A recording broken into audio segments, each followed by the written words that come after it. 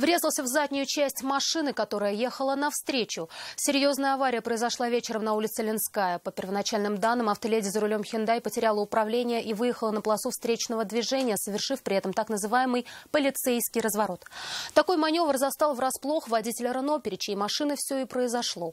Удар был сильный. На место происшествия пришлось вызывать медиков. Своими эмоциями участники аварии поделились с Айгуль Бадрутдиновой. А кому скорую вызвали? Медики оказали пострадавшим помощь на месте. В больницу отправляться никто не захотел. Участники ДТП вместе с пассажирами избежали серьезных травм. А вот автомобилям повезло куда меньше. У Renault Megane была разбита вся передняя часть, и у Hyundai смята задняя. Как полицейский разворот.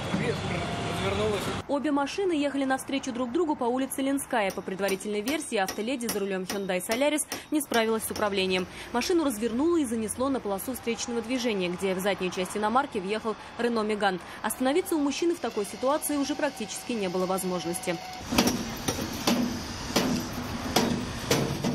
Сам же мужчина приехал вместе с семьей в Казань из Чебоксар в гости. Не исключено, что из разбитой машины ему предстоит подкорректировать свои планы. Айгуль Бадрутдинова, Айрат Назипов, Наиль Абдуллин, Вызов 112.